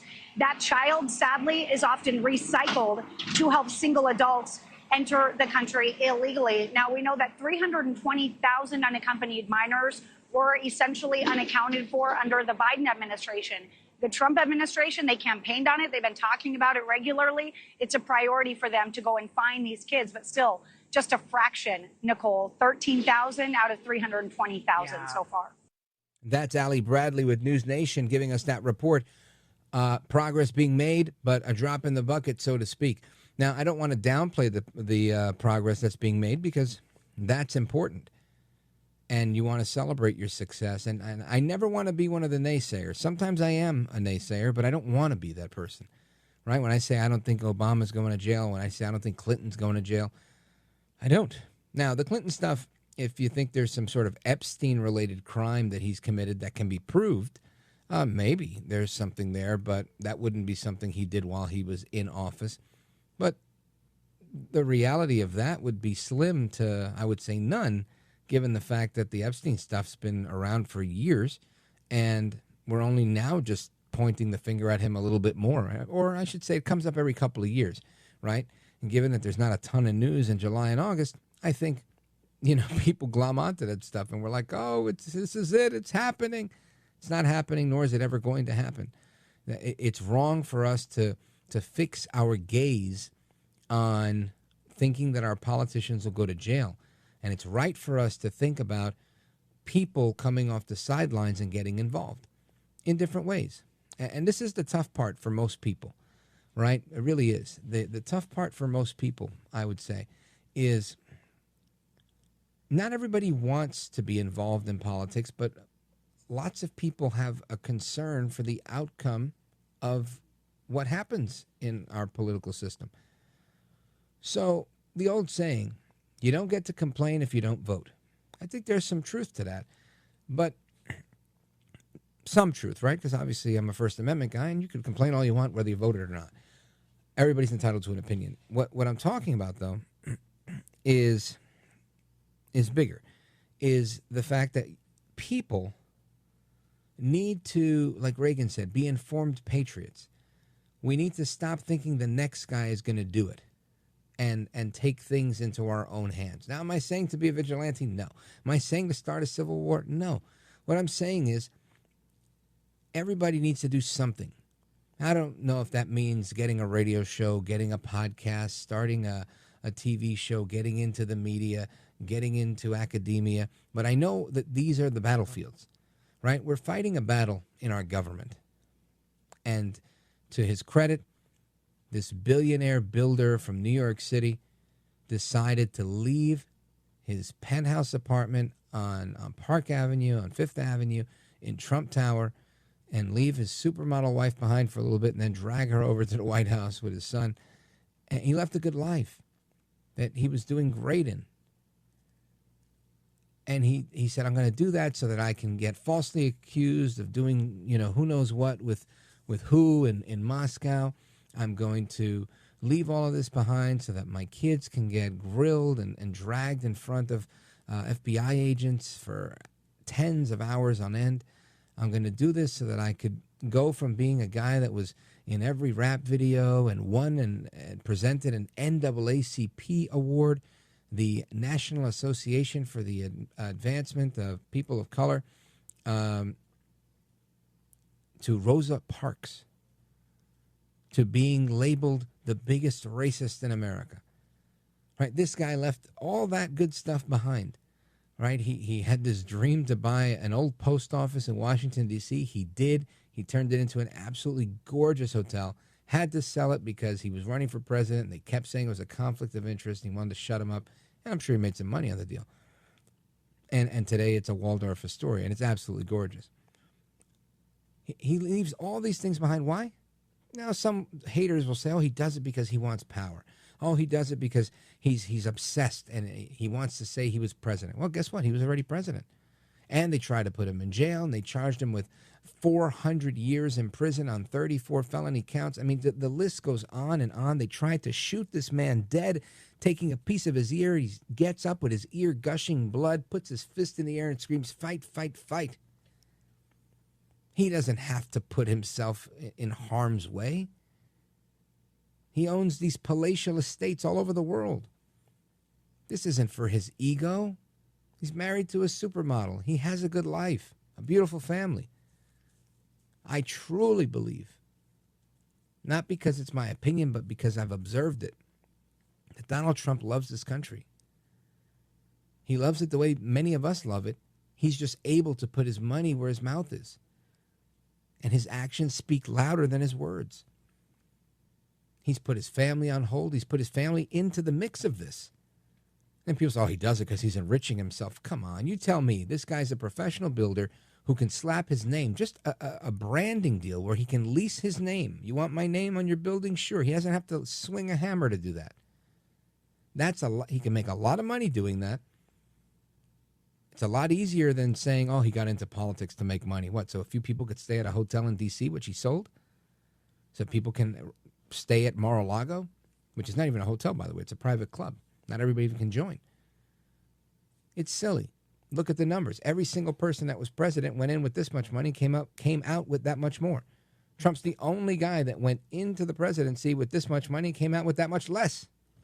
Lost almost $1 billion in those 4 years he was president. Who wants to lose $1 billion after they're beating you up in the deep state swamp?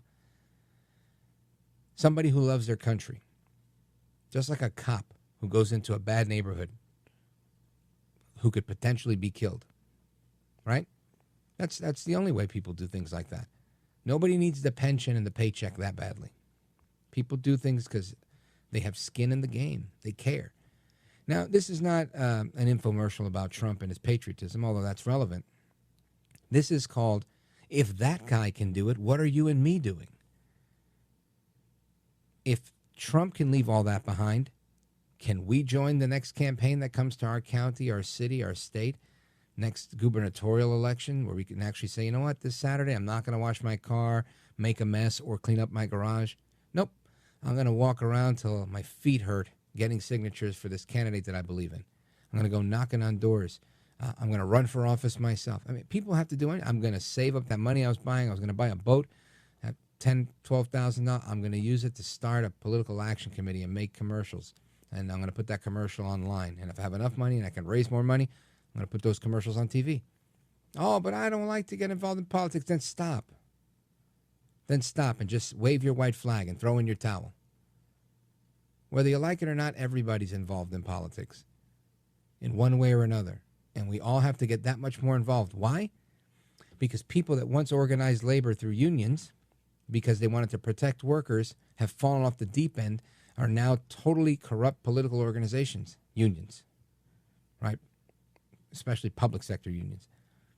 Why? Because academia, our educational institutions of higher learning, were once the best in the world, and are still in many ways the best in the world, but now they are straight up factories. You send your kid to one of those, they come back a different kid, and it's not for the better, but for a handful of schools across the country.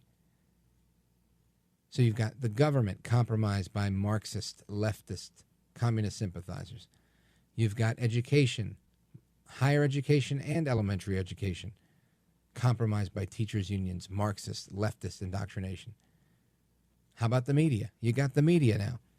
You've got, thankfully, they've fired a bunch of people that were off the deep end.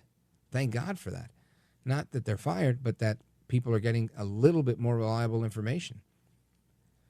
But make no mistake, these people have dedicated their lives and entire industries, entire institutions to advancing their cause. What are you and I doing? That's the question. Keep it locked right here on Rich Valdés. This is America at Night with Rich Valdés.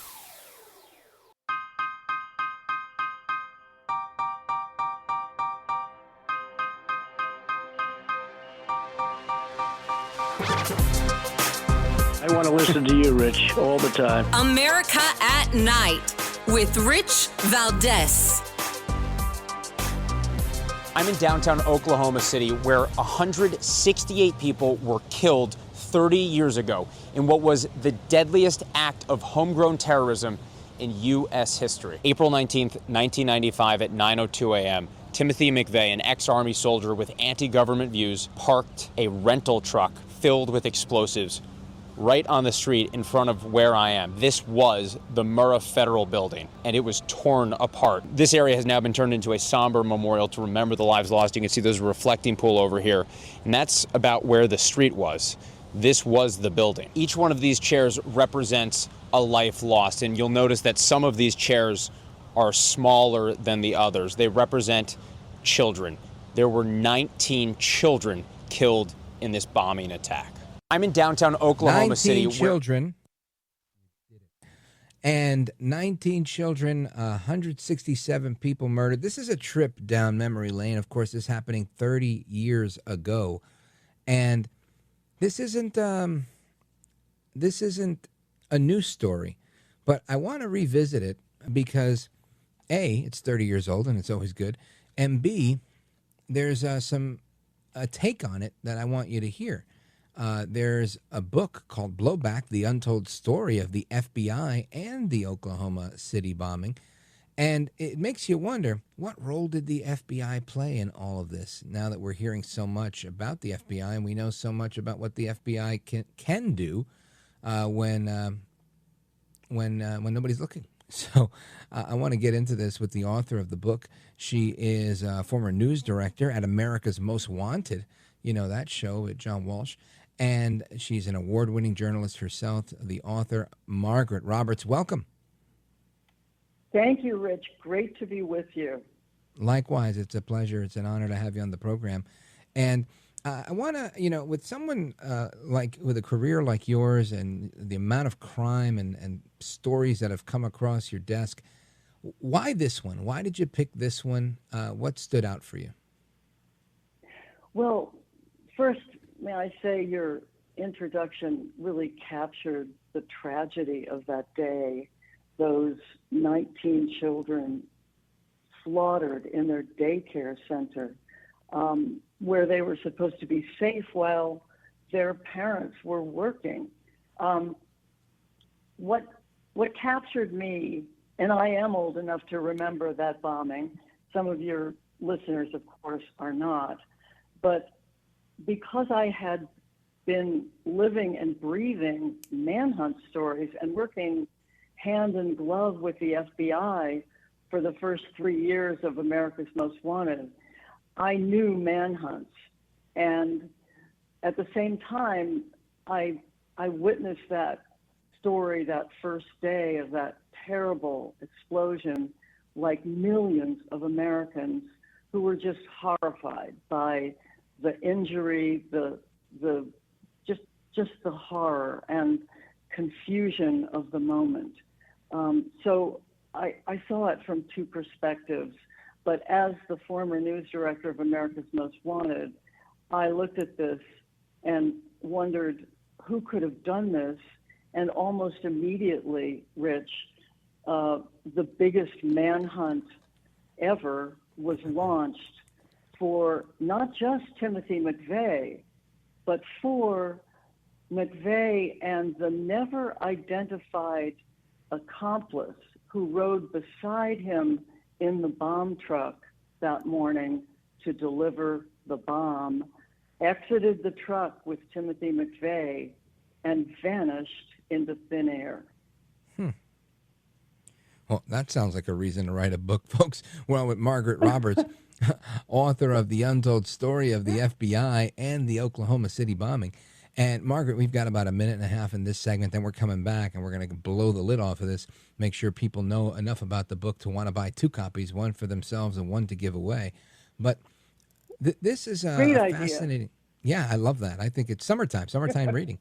I think it's important that, I love to capture, not just about the book, but really about your interest in this, because it's very genuine, right? You're talking about manhunts. I was in high school when this story broke, and I grew up watching America's Most Wanted, and it was always, a highlight to watch that stuff. And you're right, the best part of it was captured. When they made these announcements that we got these guys because of you. So, but here was a story. What did it look like at that time? Go ahead.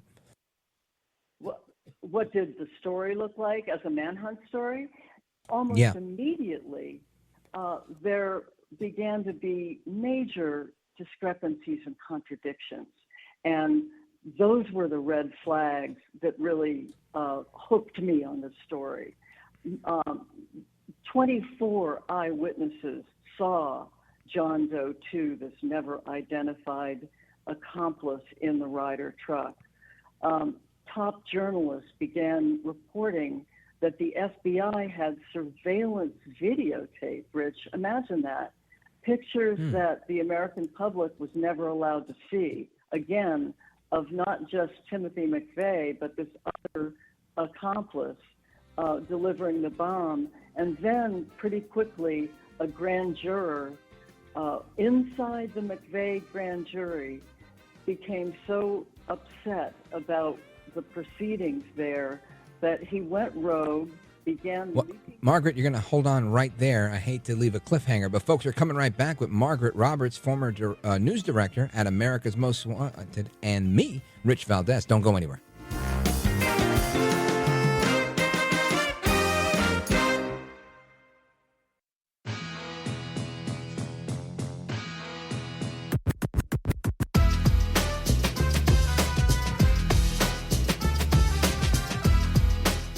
This is America at Night with Rich Valdés. All right, amigos, welcome back. We continue our conversation, and we left off on a cliffhanger with what this manhunt looked like. Who is John Doe number 2, the accomplice of Timothy McVeigh in the now 30 years ago Oklahoma City bombing? And I want to come back to our guest, Margaret Roberts, the intrepid journalist, the author of Blowback, the Untold Story of the FBI and the Oklahoma City bombing. Margaret Roberts, let's pick up where you left off. Thanks, Rich. Well, there just were lots of red flags that the story was not adding up. The investigation was almost immediately centering on Timothy McVeigh, the lone wolf terrorist, and yet it was obvious that there were others involved. And with John Doe 2 vanishing into thin air, this becomes really one of the great American crime mysteries, true crime mysteries. Who was he? And why has the American public never seen those pictures, the videotapes that the FBI collected after the bombing? So that becomes the first beat, if you will, of my investigation. And you know what's interesting about that is here we have the American people still asking the FBI to show them stuff from just a few years ago.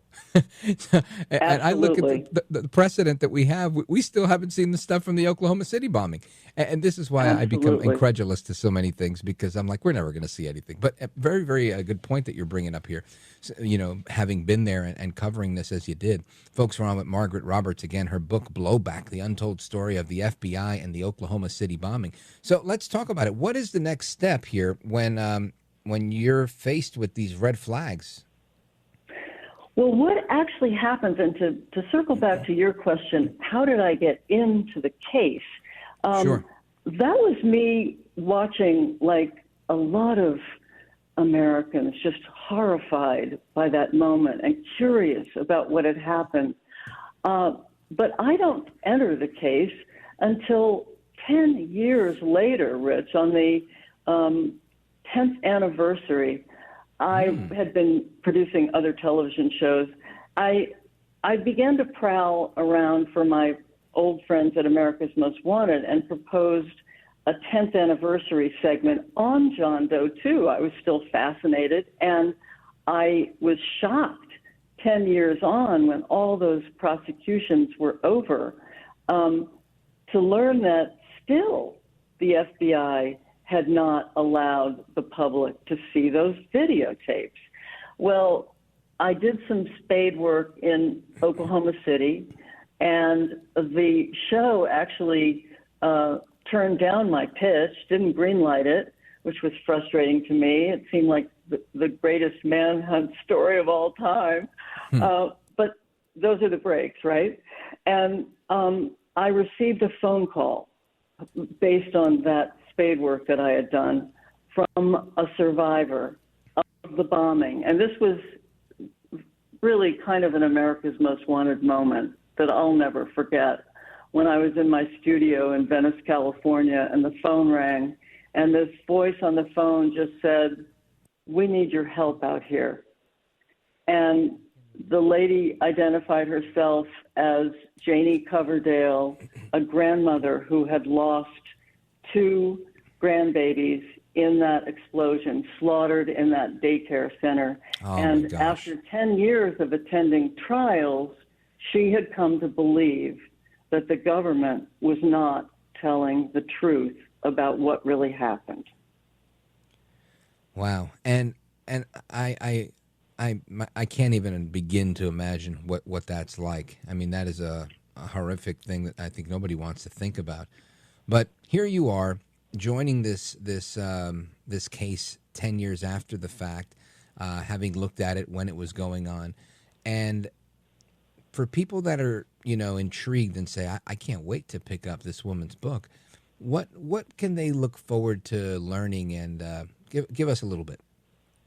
Well, my journey in this case, Janie Coverdale, the grandmother, quickly pointed me to an attorney in Salt Lake City who the victims were looking to, or the survivors were looking to, as really, or some of them, this small circle, as really their last hope to find out what had happened to their loved ones. And when I traveled on to Salt Lake City, and when I heard Jesse Trinadu's story, I was just completely hooked on this case. His first words to me, sitting outside his law office on a cold winter morning, were, "The FBI killed my brother."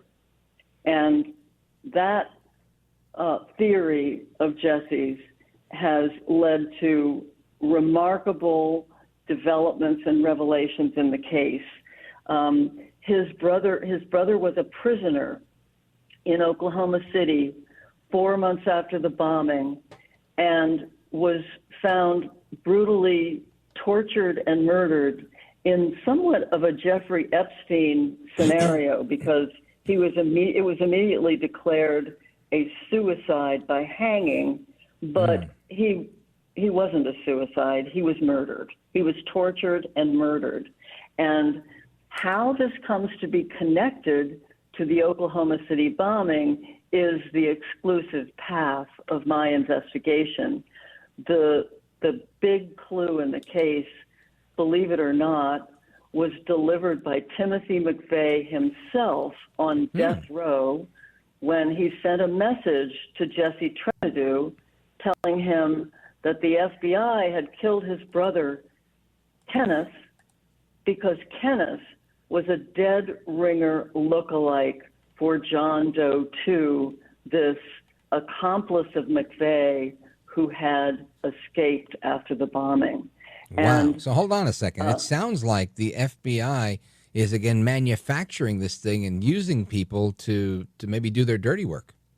Well, the word manufacture is very appropriate here, Rich. Where this investigation leads is to conclude that the bombing was not a case of lone wolf terror. It was a case of manufactured terror made in Washington, D.C. by the FBI. And it's a long and twisting journey. My active role in it was to go inside maximum security prisons and interview prisoners who personally knew Timothy McVeigh, one of them being his convicted co-conspirator, Terry Nichols. I'm the only journalist who's ever interviewed Nichols face-to-face. Wow.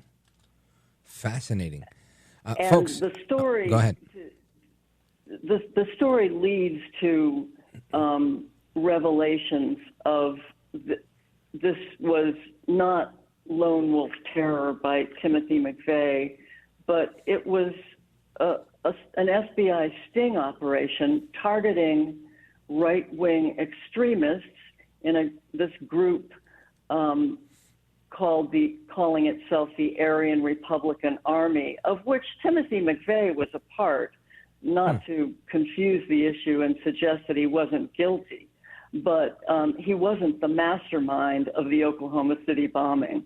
And it becomes clear after years and decades of investigating that that the FBI had this bomb plot under surveillance. It was heavily populated with undercover federal operatives and begins to look a great deal more like the Governor Whitmer kidnap plot than this lone wolf terror story that the American public has been told for 30 years. It's an all too familiar story. Margaret, I know we had you scheduled just for these two segments, but I'd like to delve into this a little bit more if you'll indulge me. Do you have a few more minutes to spend with us? Oh, I'd love to stay. Thank you. Oh, perfect. So we're going to come right back, and without you giving the book away, I want to get a little bit of more of how this develops and kind of how it ends, or at least give us a cliffhanger so everybody goes out and buys the book. And again, folks, the book is... Hold on, I got it right here. Don't go anywhere. Oh, boy. There it is. Blowback, the untold story of the FBI and the Oklahoma City bombing. And we're going to talk about why she chose that namesake and more when we return. This is America at Night with Rich Valdés. Call now, 833-4-VALDÉS. That's 833-482-5337. 833-4-VALDÉS. That's Valdés with an S.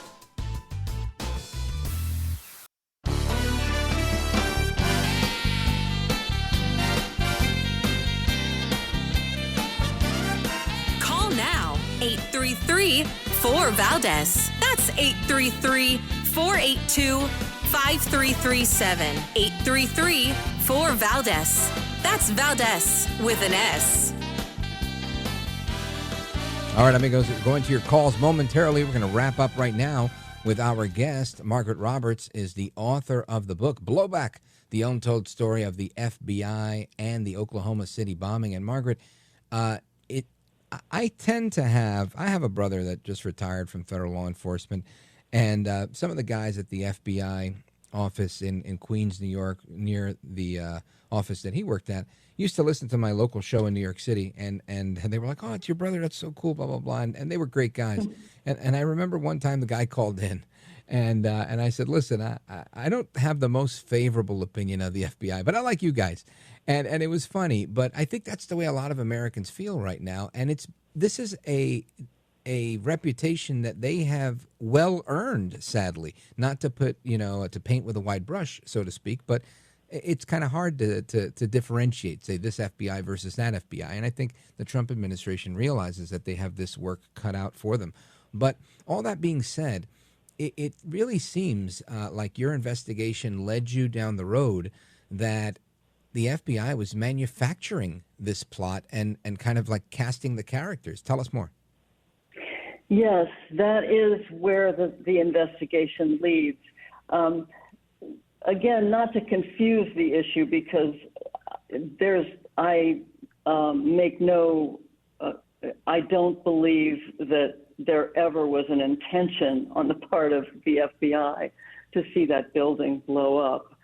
They were trying to capture the terrorists who were plotting to bomb the building, but the operation went sideways. And yes, the concealment of all of this, because a lot of effort has gone into concealing this terrible tragedy for 30 years, and that has led to other great costs. And certainly what my book suggests is a creeping surveillance crisis in America that included or may have included national tragedies, from the Boston bombing to the Governor Whitmer plot to, even Jeffrey Epstein. We don't know what the intelligence connections were in that case.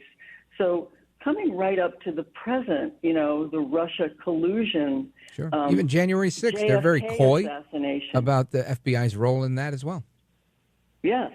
So we don't know. And to your point about why is the book called Blowback, and also to your listeners out there, Rich, and you have such a powerful medium, so interactive, which was, of course, the heart of America's Most Wanted.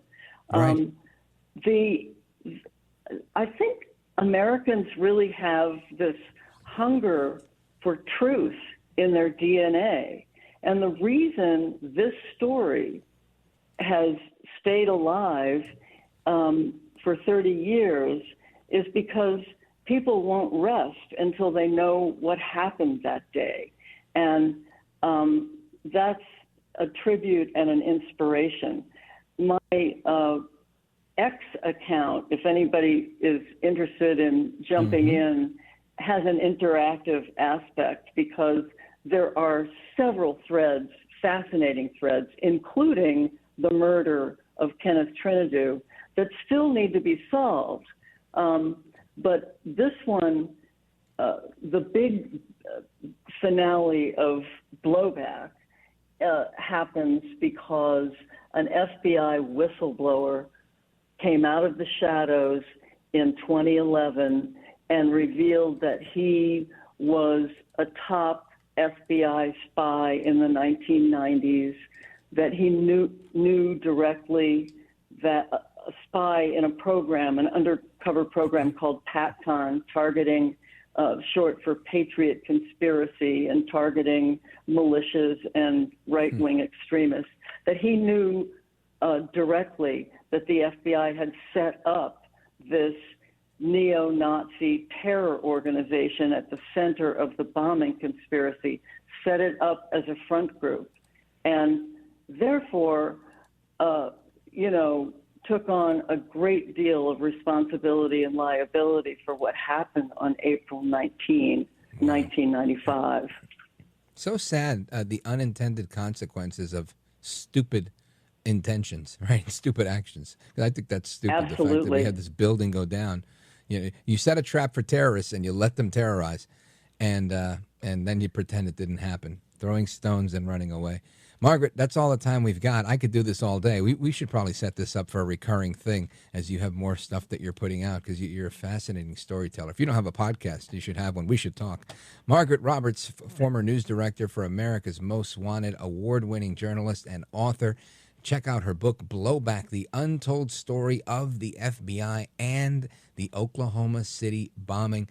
What a pleasure it's been to talk to you, and really giving me different perspectives on things, and of course sharing it with our audience. Thank you for your kind words and your wisdom, and for staying up late with us. Thanks so much, Rich. It was a pleasure. Likewise. Amigos, go into your phones right now. Open Phone Across America starts right now. Don't go anywhere. This is America at Night with Rich Valdés.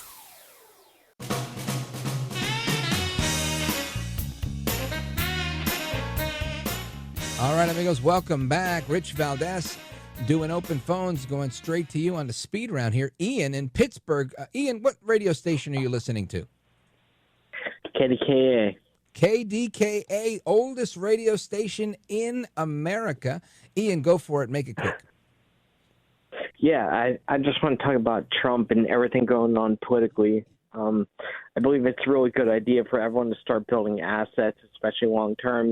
Trump represents stability, whatever you think. He understands what America is for the rest of the world. And anything American, I would definitely stack up on. Yeah. Listen, I'm with you. I say buy American and buy often. Ian, thanks for the call, brother. I appreciate it. Tim calling us from Marion, Illinois, WGGH. Go for it. The trouble in the Middle East stems back from the Old Testament in the Bible.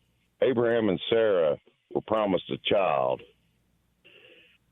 Well, they couldn't wait on it. Listen, I'll tell you this, brother. I think you're right. And it's not just the problem in the Middle East. I think it's the story of many wars, right? Many wars have been fought principally over religion. Religion and territory, I think, are really the two big reasons that you see wars ever.